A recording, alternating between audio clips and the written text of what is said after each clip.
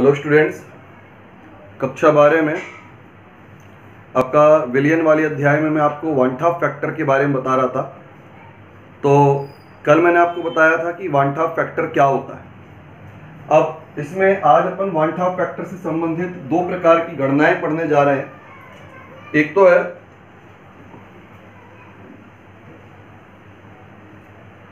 One half गुणांक I एवं वियोजन की मात्रा अल्फा में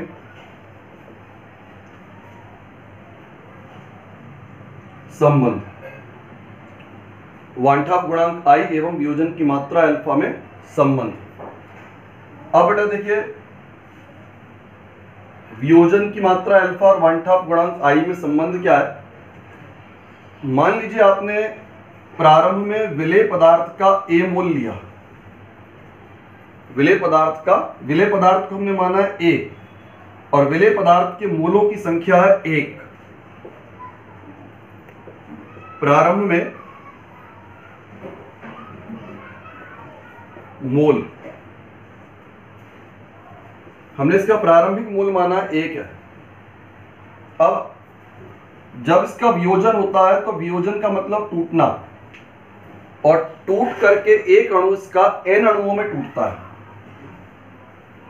विलेय पदार्थ का एक अणु n अणुओं में टूट रहा है, और टूटने के बाद हमने मान लिया कि ये पदार्थ हो गया आपका B। n यहां पर अणुओं की संख्या है और B आपका जो है वो वियोजन के बाद बनने वाला पदार्थ।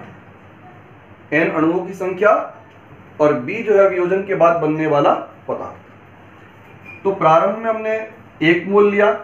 जब तक कोई वियोजन नहीं होगा तब तक B की मात्रा होगी 0, 0।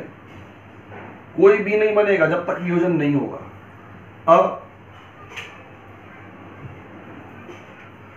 साम्यावस्था पर मोल, हम ये मान के चल रहे हैं कि साम्यावस्था आने तक जो पदार्थ A था उस पदार्थ A का अल्फा मोल वियोजित हो जाता है। प्रारंभिक मात्रा आपने ली थी 1 मोल, 1 मोल में से अल्फा मोल का वियोजन हो गया। तो अल्फा मोल का वियोजन होने का अर्थ हुआ बचे हुए मोलों की संख्या अल्फा। 1 मोल में से अल्फा मोल का वियोजन हुआ तो बचे हुए मोलों की संख्या क्या हुई यहां पर 1 माइनस अल्फा, और बनने वाले मोलों की संख्या क्या होगी। देखो, एक अणु के टूटने पर बन रहे हैं n अणु, एक अणु के टूटने पर बन रहे हैं n अणु, तो अल्फा अणुओं के टूटने पर कितने बनेंगे n अल्फा। भाई 1 से n, तो अल्फा से n अल्फा। तो अब साम्यावस्था पर A की बची हुई मात्रा 1 माइनस अल्फा और B की बनने वाली मात्रा हो गई n इंटू अल्फा। बेटा जो हमने प्रारंभ में मोल लिया था ये मान कौन सा मान होगा, सैद्धांतिक मान। जो मात्रा आपने प्रारंभ में मिलाई थी, जिस मात्रा को लेकर आपने विलयन बनाया था, वो मात्रा कहलाएगी इसका सैद्धांतिक मान।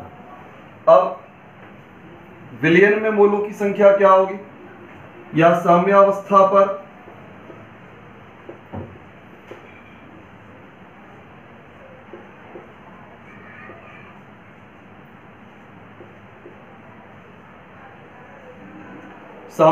पर कुल मोल।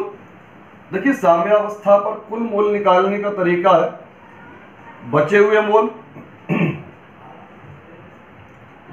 मोल A के जो बचे हुए मोल थे वो, और प्लस बनने वाले मोल B के बनने वाले मोल। साम्यावस्था पर कुल मोल का मतलब पदार्थ A के बचे हुए मोल और पदार्थ B के बनने वाले मोल, इनका योग। अब 1 plus alpha n minus alpha, आगे पीछे कर दिया, डायरेक्ट भी कर सकते थे। 1 प्लस एल्फा कॉमन कर लिया, n-1। बेटा साम्यावस्था पर को जो कुल मोल अपन बता रहे हैं, ये कौन से मोल होंगे? ये प्रेक्षित मोल होंगे। मोलों की ये संख्या कौन सी संख्या होगी? प्रेक्षित संख्या। जो विलयन के बनने के बाद प्राप्त हुई है वो प्रेक्षित है, और जिस मात्रा को मिलाकर के विलयन बनाया गया था वो सैद्धांतिक। अब I, 1/2 गुणांक I के लिए आपने सूत्र पढ़ा था प्रेक्षित मोल बटे सैद्धांतिक मोल। I के लिए हमने सूत्र बताया था प्रेक्षित मोल बटे सैद्धांतिक मोल। अब मान रखिए I प्रेक्षित मोलों की संख्या आ रही है 1 plus alpha n-1, 1 plus alpha n-1। देखिए थोड़ा सा शायद चमक रहा है, इधर पर रिफ्लेक्शन आ रहा है, तो इसमें अपन थोड़ा नीचे लिख देते हैं इसको। I 1 plus alpha n-1 upon 1। प्रेक्षित मोल तो हो गई है, और सैद्धांतिक मोल जो प्रारंभ में ली गई मात्रा थी वो। अब आप इसको हल करें तो 1 प्लस एल्फा n-1, एक का डिवाइड किया सेम नंबर, फिर एक का साइड चेंज कर दिया, -1 एल्फा इंटू n-1। अब मान चाहिए आपको एल्फा का, तो एल्फा इज इक्वल हो जाएगा I-1 अपॉन n-1। एल्फा बराबर आ जाएगा यहां पर I-1 अपॉन n-1। तो बेटा इस प्रकार से हम यहां पर जो है 1/2 गुणांक I और वियोजन की मात्रा एल्फा में संबंध को स्थापित कर सकते हैं। तो यह था आपका 1/2 गुणांक I और वियोजन की मात्रा एल्फा का संबंध। अब इसमें इसी से संबंधित बेटा एक दूसरा संबंध और आता है,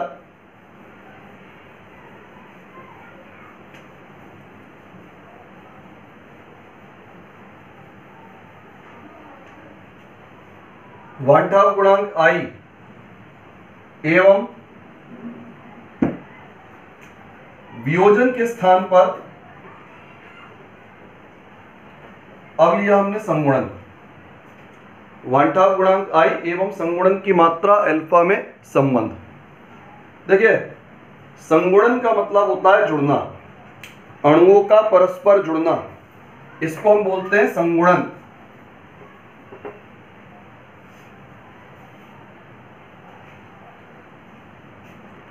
टूटना मतलब वियोजन, जुड़ना मतलब संगुणन।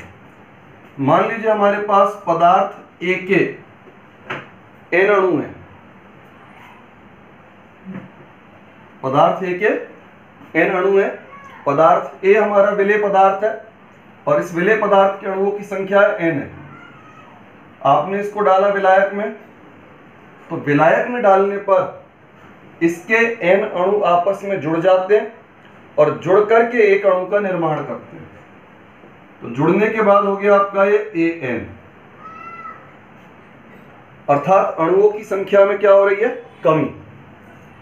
n अणु परस्पर जुड़ते हैं और एक अणु का निर्माण करते हैं।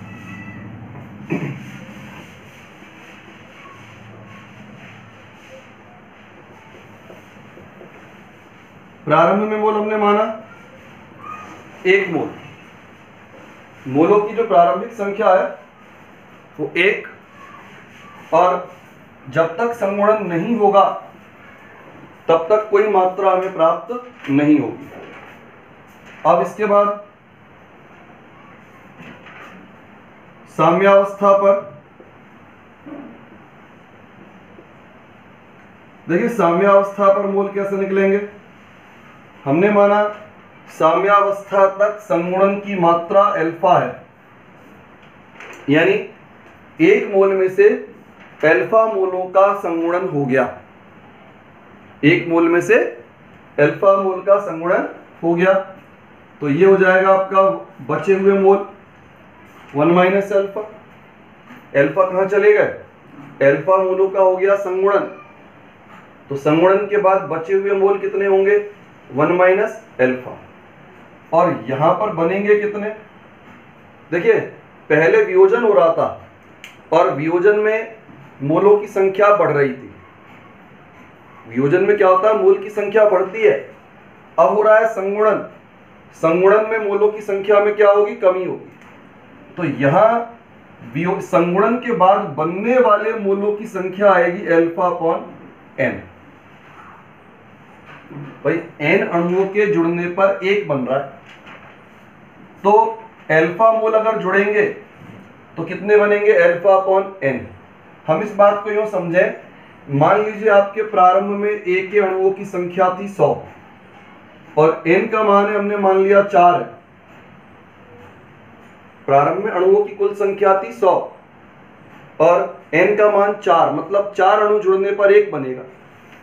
तो बेटा ए एन की संख्या क्या होगी, 4 अणु मिलकर के एक अणु बना रहे और कुल अणुओं की संख्या थी 100, तो फिर इसका मतलब टोटल संख्या क्या हो जाएगी 100/4, 100/4 25। तो इस तरह से भाग देकर के हम जो है बनने वाले मोलों की संख्या को निकालेंगे। पहले वियोजन हुआ था, वियोजन में कणों की संख्या, अणुओं की संख्या बढ़ रही थी, तो अणुओं की संख्या बढ़ने के कारण एन का गुणा किया गया। अब संगुणन हो रहा है, संगुणन में अणुओं की संख्या में कमी आएगी, तो कमी आने के कारण से हम उसको क्या कर रहे हैं, भाग के माध्यम से प्रदर्शित कर रहे हैं। प्रारंभ में जो मोल थे, प्रारंभिक मोल, सैद्धांतिक मोल, फिर साम्यावस्था पर कुल मोल। बेटा साम्यावस्था पर कुल मोल यानी प्रेक्षित मोल। प्रेक्षित मोल कैसे निकलेंगे, बचे हुए मोल प्लस बने हुए मोल। अब इसमें 1 plus alpha upon n minus alpha, 1 plus alpha common कर लिया, 1 अपॉन एन माइनस 1, एलसीएम आपका एन हो गया 1 माइनस एन। तो साम्यावस्था पर कुल मोल मतलब प्रेक्षित मोल आपके इस तरह प्राप्त हुए। सैद्धांतिक मोल आपने एक मोल लिया। अब देखिए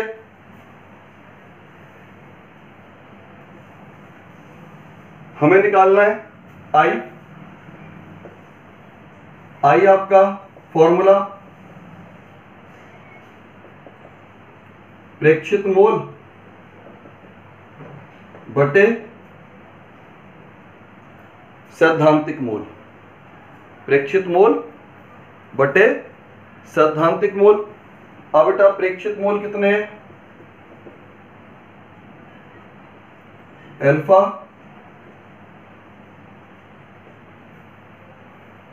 और सैद्धांतिक में आपका 1 है, तो ये हो गया आपका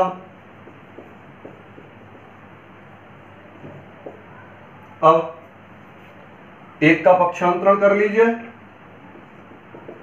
आई minus 1 is equal alpha 1 minus n upon n. तो अल्फा की value i minus 1 upon 1 minus n, upon वाला जो एन होगा वो आपका ऊपर आ जाएगा मल्टीप्लाई में। तो अल्फा आई माइनस 1 अपॉन 1 माइनस एन, और अपॉन वाला जो एन था वो ऊपर मल्टीप्लाई में चला जाएगा। तो इस तरह से हम यहाँ पर 1/2 गुणांक आई और संगुणन की मात्रा अल्फा के मध्य में संबंध को स्थापित कर सकते हैं। तो इस तरह हमने आज इसमें 2 प्रकार के संबंध बताए, 1/2 गुणांक आई और वियोजन की मात्रा अल्फा में संबंध। और एक आपको बताया था वांछाप गुणांक आई और संगुणन की मात्रा अल्फा में संबंध। देखिए इससे संबंधित जो है कुछ एग्जाम्पल्स भी हैं, और इसमें से एक एग्जाम्पल आपका बोर्ड एग्जाम में आ चुका है, तो मैं आपको उस एग्जाम्पल को एक बार बता रहा हूं।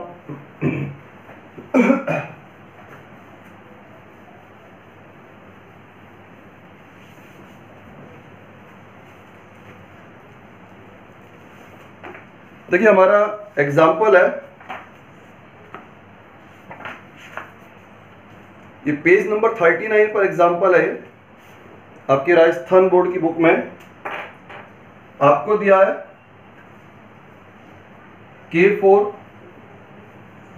FeCN होल 6 और इसकी सांद्रता दे रखी है 0.1 m, टेम्परेचर दिया है 27 डिग्री सेल्सियस।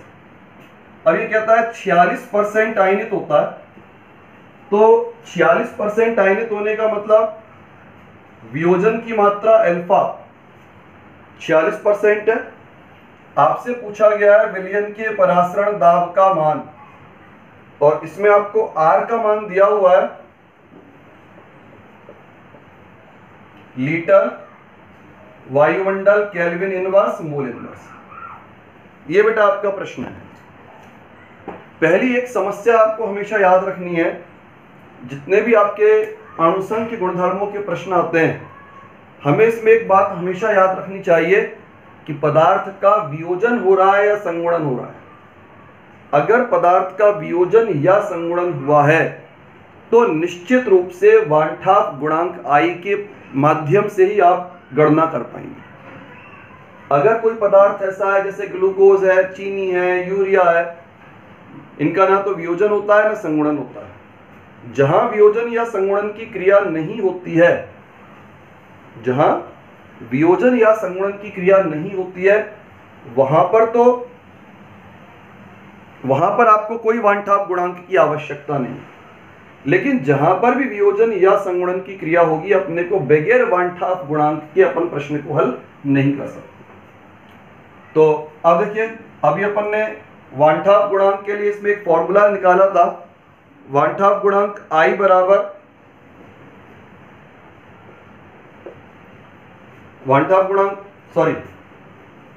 वियोजन की मात्रा अल्फा बराबर I-1/n-1।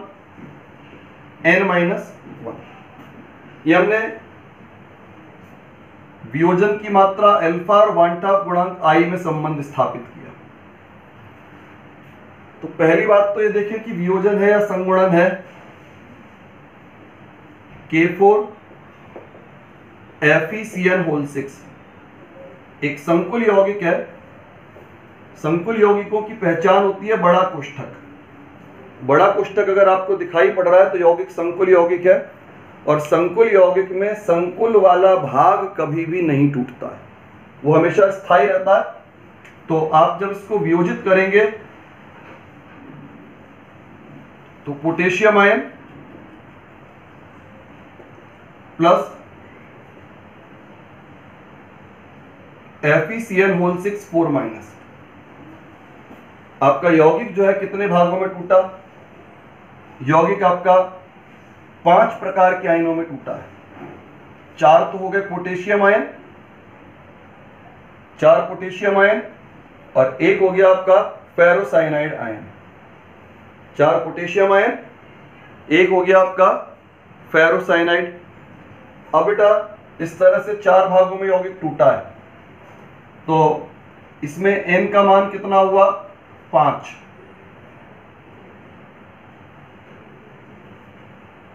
दोबारा से देखें, पोटेशियम फेरोसाइनाइड जब इसको आप पानी में डालेंगे तो पानी में डालने पर यह वियोजित होगा। कैसे वियोजित होगा? 4 पोटेशियम आयन, एक फेरोसाइनाइड आयन, आयनों की कुल संख्या हो गई 5, तो इसके कारण से n का मान 5 होगा। 4 धनायन, 1 ऋणायन, टोटल 5 आयन है, तो n का मान हुआ 5। अब आप देखिए, इसमें अल्फा का मान दे रखा है 46%। 46% का मतलब हो गया 46/100। अब अल्फा हो गया 0.46 is equal i minus 1 upon n की वैल्यू हो गई 5 माइनस 1, तो 0.46 आई माइनस 1, 5 में से 1 4, अब ये होगा आई माइनस 1 4 से गुणा हो जाएगा, बचेगा 2, 16 2 18, 1.84, तो आई बराबर हो जाएगा 1.84 प्लस 1 2.84, ये आपका आई का मान आया। अब हमें इसमें आवश्यकता है परासरण दाब निकालने की। हमारा प्रश्न जो पूछा गया है, परासरण दाब पूछा गया है। परासरण दाब निकालने के लिए सूत्र होता है CRT, लेकिन अगर वियोजन या संगुणन होता है तो वियोजन या संगुणन की अवस्था में उसमें आई का गुणा हो जाता है। वियोजन या संगुणन की अवस्था में आई का गुणा हो जाएगा। तो आई का मान आप निकाल चुके हैं 2.84, सी हो गई सांद्रता 0.1, आर का मान प्रश्न में दिया हुआ है, टेम्परेचर 27 डिग्री सेल्सियस है, 300 केल्विन, 300 केल्विन। तो बेटा जब आप इसको हल करते हैं तो हल करने पर आपको मिलता है 6.98 वायुमंडल। तो इस तरह से हम यहां पर विलयन के परासरण दाब की गणना को कर सकते हैं। विलयन का परासरण दाब निकालने के लिए हमें पहले ये देखना पड़ेगा प्रश्न में कि वियोजन की क्रिया हो रही है या संगुणन की क्रिया हो रही है। अगर वियोजन या संगुणन की क्रिया हुई है, वियोजन या संगुणन की क्रिया हुई है, तो उस परिस्थिति में हमको आई का प्रयोग करना पड़ेगा, आई का मान निकालना पड़ेगा। वियोजन हो रहा है तो alpha is equal i minus 1 upon n minus 1 वाला फॉर्मूला लगता है, जिससे आप आई के मान की गणना करेंगे। पाई निकालना है CRT इंटू आई। तो इस तरह हम यहां पर प्रश्न को हल कर सकते हैं। अब बेटा देखिए, इसमें और भी आपके अभ्यास के प्रश्न हैं। अभ्यास के प्रश्नों में एक प्रश्न आपको दिया हुआ है, अति लघुत्रात्मक में 10% W/W जलीय विलयन सल्फ्यूरिक अम्ल का है, मोललता की गणना करवा रहा है।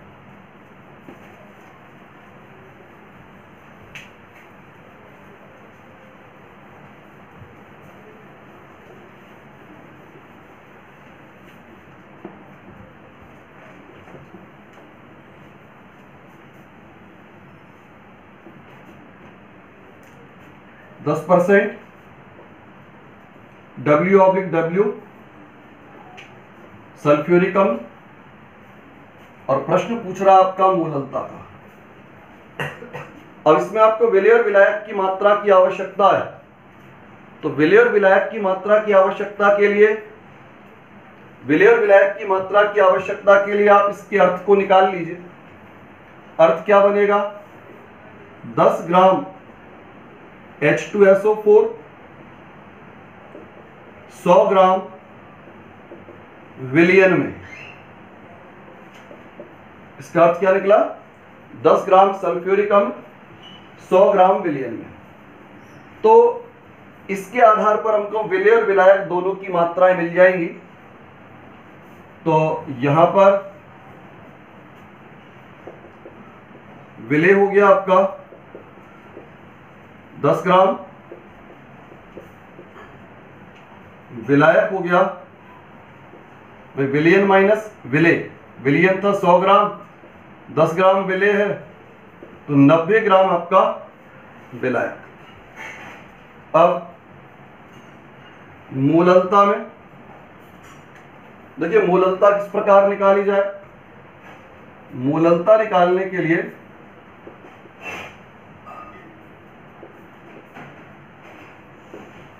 विलेय का द्रव्यमान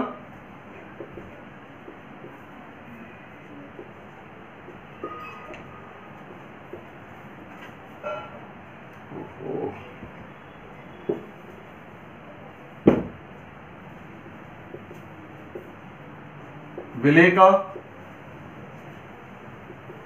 अणुभार विलायक का द्रव्यमान किलोग्राम। अब बेटा विलेय आपका 10 ग्राम है। विलेय आपका सल्फ्यूरिक अम्ल है। सल्फ्यूरिक अम्ल का अणुभार 98, पहले भी अपन कई बार निकाल चुके हैं। विलायक का द्रव्यमान 90 ग्राम है। आप इसको किलोग्राम में चेंज करोगे, डिवाइडेड बाय 1000। तो जब आप इसको हल करते हैं तो हल करने पर